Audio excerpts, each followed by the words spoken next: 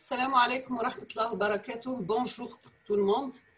Donc, dans cette vidéo, je vais commencer par un TP sur génération et affichage des signaux. Donc, on va commencer par l'objectif du TP.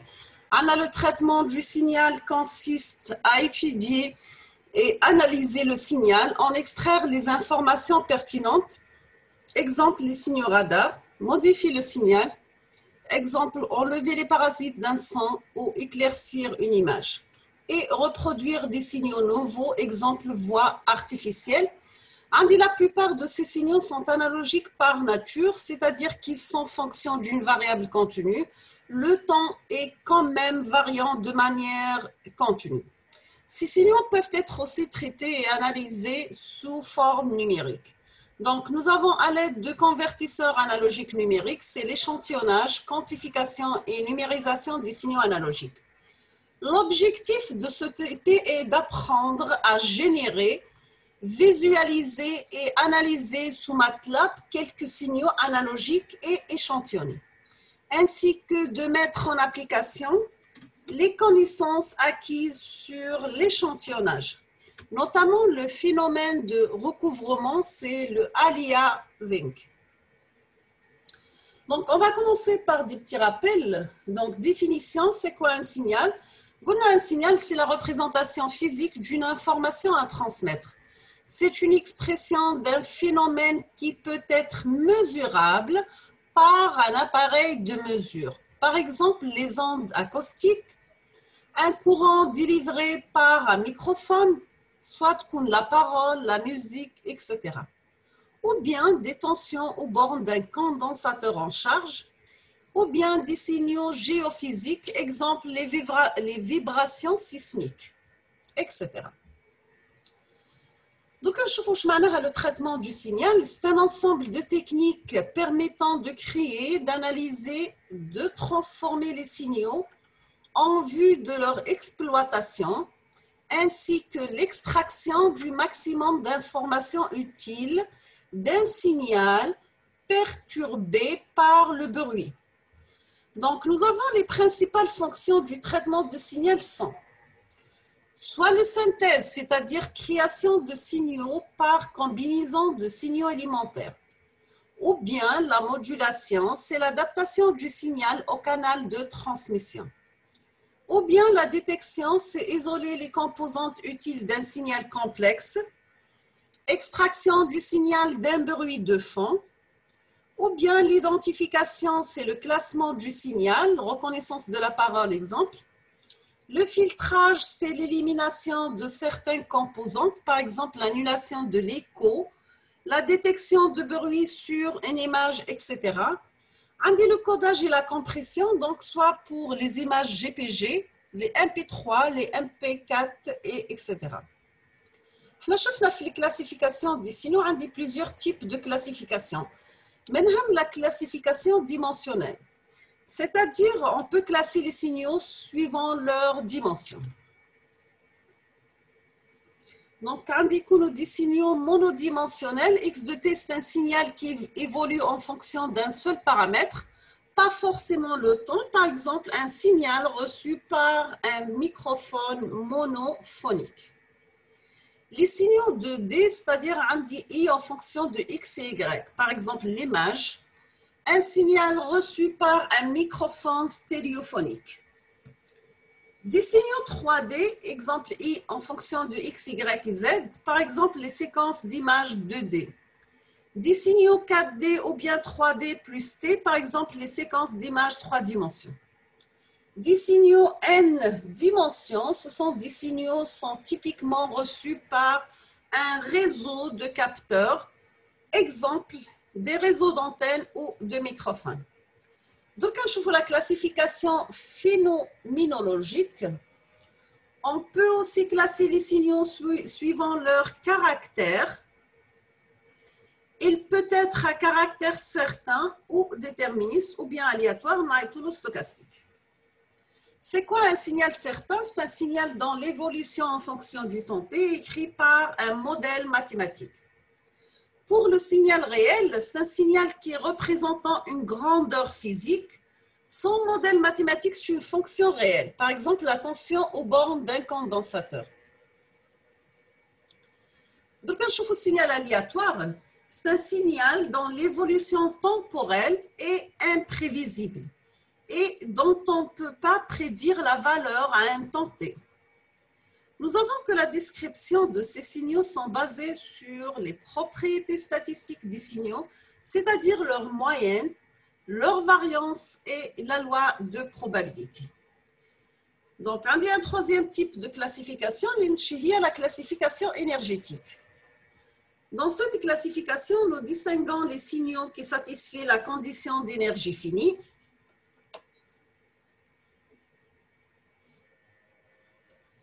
à ceux qui présentent une puissance moyenne finie et une énergie infinie. Donc, on appellera énergie du signal S de X de T la quantité qui m'a chauffé le traitement de signal. Donc, c'est E, c'est l'intégrale de moins l'infini à plus l'infini de la valeur absolue de X de T élevée au carré dt. La puissance moyenne de X de T, c'est la quantité P égale, c'est la limite de T0 sur tend vers l'infini de l'intégrale de moins T0 sur 2 jusqu'à plus T0 sur 2, la valeur absolue de X de T élevée au carré dt. Donc, les signaux ont des deux types, soit ils des signaux à énergie finie, donc ont la puissance moyenne nulle. Généralement, ces signaux représentent une grandeur physique, ou bien des signaux à énergie infinie ont une puissance moyenne non nulle, comme le cas des signaux périodiques. Maintenant, si on va voir la classification morphologique, dans cette classification, nous distinguons 4 types de signaux suivant la variable petit t, soit qu'elle est continue ou bien discrète. Donc, la classification morphologique, on dit le signal analogique. C'est quoi le signal analogique? C'est un signal à amplitude étant continue. Deuxièmement, on dit le signal quantifié, c'est un signal à amplitude discrète étant continue. Troisièmement, le signal échantillonné, c'est le signal à amplitude continue étant discret. Quatrièmement, le signal numérique, c'est le signal à amplitude discrète étant discret. Maintenant, si on passe à la classification spectrale, donc nous avons que les signaux sont aussi classés suivant leur répartition énergétique en fonction de la fréquence. Donc, on trouve des signaux de basse fréquence, des signaux de haute fréquence, des signaux à bande étroite, des signaux à large bande. Donc, on voit l'autocorrélation et l'intercorrélation. Donc, pour définir la fonction d'autocorrélation, donc, quand l'autocorrélation réalise une comparaison entre un signal X de T et ses copies retardées. Donc, pour les signaux à énergie finie, un DC XX de taux, c'est l'intégrale de moins l'infini à plus l'infini de X de T par X étoile de T moins taux dt. Donc, homogène à énergie Cx de 0, c'est l'énergie du signal. Pour les signaux à énergie infinie, on dit C de XX de taux, c'est la limite quand t tend vers l'infini de l'intégrale de moins t sur 2 jusqu'à t sur 2 de x de t fois x étoile de t moins taux. dt, bien sûr. L'homogène a une puissance Cxx0, c'est la puissance moyenne du signal. Maintenant, si on va voir les propriétés, donc un DC de XX de taux, il est inférieur ou égal à Cxx de 0, c'est-à-dire on dit le maximum en 0. Maintenant, si nous avons x de t périodique, alors Cxx de t est périodique de même période. Pour des signaux réels, Cx de t est pair. Maintenant, pour la fonction d'intercorrélation, l'intercorrélation notée CXY de taux compare deux signaux X et Y retardés. Cette fonction permet donc de mesurer la similitude entre ces deux signaux. Nous avons pour les signaux à énergie finie Cx, Y de taux, c'est l'intégrale de moins l'infini à plus l'infini de x de t par y étoile de t moins taux dt. Pour les signaux à énergie infinie, indice C de xy de taux, c'est la limite quand t tend vers l'infini d'un intégral de moins t sur 2 à t sur 2 de x de t fois y étoile de t moins taux d taux. Maintenant, on va voir quelques signaux élémentaires. On va commencer par l'impulsion de Dirac. On dit l'impulsion de Dirac de t, aussi appelée impulsion unité ou distribution delta, est définie par le produit scalaire, c'est le x de t0 qui est égal à l'intégrale de moins l'infini à plus l'infini de x de t Dirac de t moins t0 dt.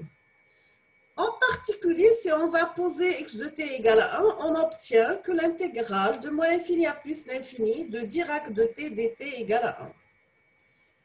Donc, on chauffe la fonction signe, ou bien le signal signe. Donc, ma chef n'a fait des cours de traitement de signal pour le S4. La fonction signe, elle est égale à deux valeurs. Est égale à moins 1 si t inférieur à 0, est égale à plus 1 lorsque t est supérieur à 0. La troisième fonction, c'est le saut unité ou bien l'échelon. On a oublié l'échelon ou 1,5 plus 1,5 signe de t. Qui veut dire 1,5 moins 1,5 c'est 0, c'était négatif. Et 1,5 plus 1,5 égale à 1, c'était positif. Maintenant, la fonction rampe, c'est l'intégrale de moins l'infini à t de la fonction échelon de taux des taux. Donc, c'est t multiplié par l'échelon de t. Donc, j'aurai la fonction échelon, c'est la dérivée de la fonction rampe par rapport à temps pour t différent à 0. Un autre signal ou là une autre fonction, c'est la fonction porte ou bien rectangle. L'indirect de t, c'est la fonction échelon de t plus 1,5 moins la fonction échelon de t moins 1,5. Donc, est égal à 1, c'est t en valeur absolue inférieure à 1,5. Si égal à 0, t en valeur absolue supérieure à 1,5.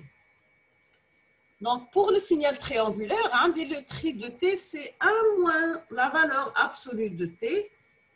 C'est t en valeur absolue de t soit inférieur à 1 et 0, c'est t en valeur absolue soit supérieur à 1.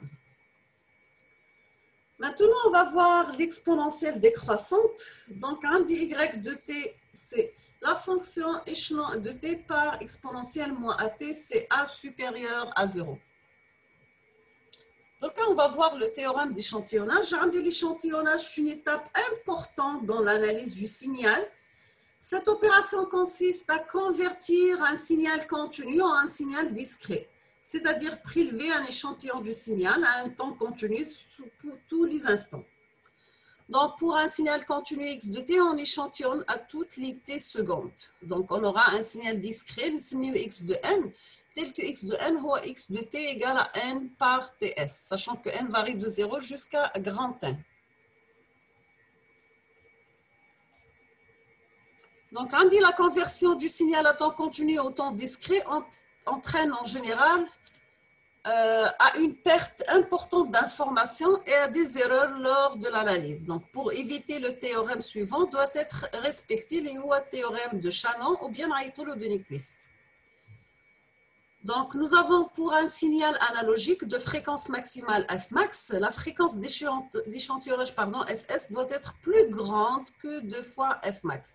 C'est-à-dire Fs soit supérieur ou égal à 2 fois Fmax. Donc, remarque, le spectre d'un signal échantillonné, c'est la somme d'une répétition périodique du spectre du signal analogique x de f en tous les multiples de la fréquence d'échantillonnage Fs. On va commencer par le TP, donc on va faire des manipulations. On va voir comment générer et visualiser des signaux. La première question, quel est le type de signal généré par les scripts MATLAB suivants? Donc, on commence par script numéro 1. Donc, GT varie de moins 10 à 20 avec un pas de 1. On dit une variable IMP égale à 0 من 1 ل 10, once من 1 ل 1, zeros من 1 ل 20. Stem, t, virgule, la variable EMP. Le X label, c'est le temps indexé en N et l'Y label, c'est l'amplitude. Donc, je vous laisse le temps de faire une capture sur ce petit programme. Donc, nous avons le script 2, indité varie de moins 1 jusqu'à 1 avec un pas de 1 exponentielle moins 5. X1 égale la commande rect pulse parenthèse t virgule 005. Sachant que le virgule, العدد العشري في الماتلاب هو le point نحطه, d'accord? ما نكتبش 0.05, نكتب 0.05. On vous demande de plot t virgule x1, axes moins 0,1, 0,1, moins 0,2, 1,2. Le X label, c'est le temps en secondes. Le Y label, c'est l'amplitude. Je vous laisse un petit peu le temps de noter ces deux programmes et après, on passe au troisième et au quatrième.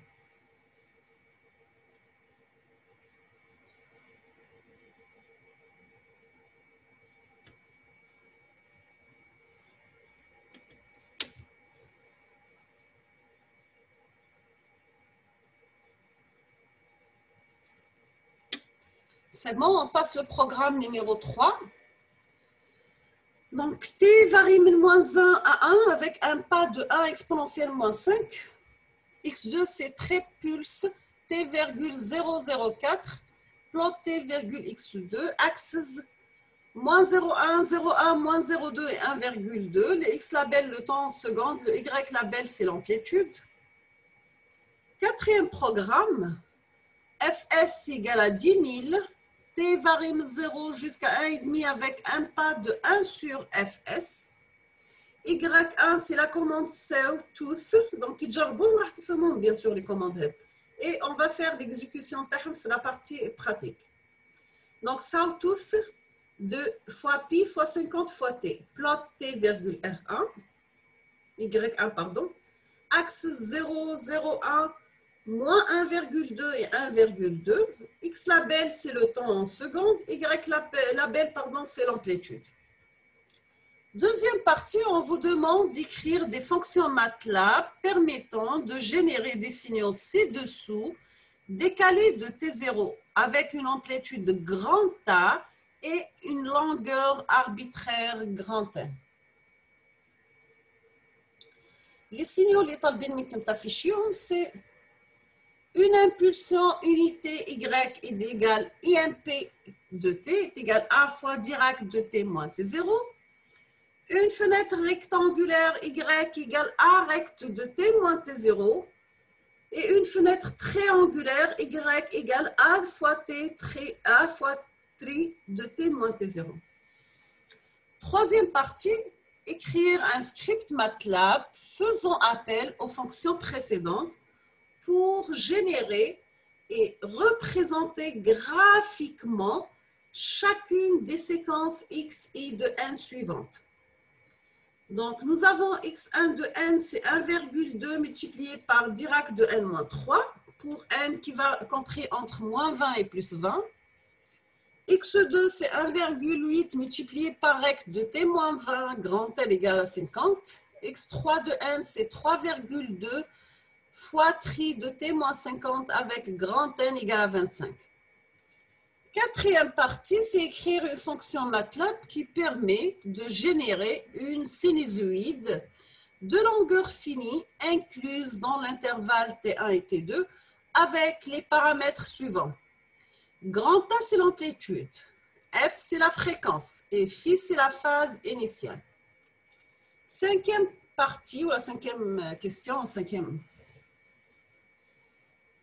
écrire un script MATLAB faisant appel à la fonction précédente pour générer et représenter graphiquement chacune des signaux suivants. Donc, j'ai x1 de t égale à 4 cosinus 4 pt sur 4, t inférieur ou égal à 2 secondes. x2 de t, c'est 3 cosinus 4t plus sinus pt, t inférieur ou égal à 20 secondes. Sixième question, c'est écrire un script MATLAB qui permet de générer le signal complexe suivant. Donc, gz de n égale à exponentielle gn sur 2 pour n compris entre 0 et 50. Septièmement, représenter graphiquement le signal z de n avec les commandes plot z, plot n, z et stem z. Qu'observez-vous? Deuxième partie du TP, c'est la partie échantillonnage des signaux analogiques. La question numéro 1, c'est écrire un script MATLAB qui permet de générer et représenter un signal sinusoïdal x de t égale à sinus de pi ft d'amplitude grande A égale à 1, des fréquences maximum f égale à 5 Hz, 30 Hz et 80 Hz, et échantillonné à 100 Hz. Nous avons le vecteur de temps contient les instants des échantillons avec une période d'échantillonnage TE pour T varim 0 jusqu'à N, multiplié par TE et la période d'échantillonnage bien sûr, où N est le nombre total d'échantillons. Deuxième question, représenter le module de la transformée de Fourier discrète TFD du signal x de t.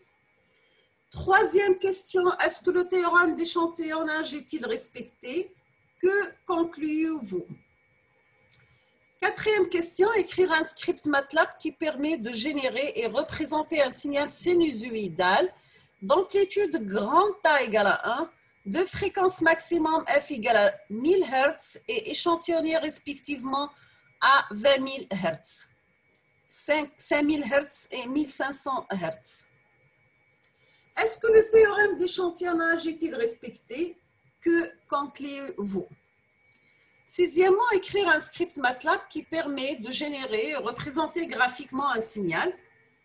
Un signal carré, la durée T c'est 1,5 secondes, où la fréquence f c'est égal à 180 Hz et échantillonné avec une fréquence de 10 kHz. Un autre signal sous forme de dents de scie, la période 1,5 secondes, la durée, et la fréquence f 180 Hz et échantillonné avec une fréquence de 10 kHz. Représenter le module de la transformée de Fourier discrète, la TFD de chaque signal, et qu'observez-vous? Donc, là, وصلنا à la fin de la vidéo, Inch'Allah. La prochaine séance ou la prochaine vidéo, je vais proposer un TP sur la série de Fourier, sachant que je vais faire la correction sous forme de travaux dirigés, de travaux pratiques, avec le logiciel MATLAB les vidéos, d'accord? Donc, je vous souhaite bon courage, bonne chance. N'hésitez pas si vous avez des questions.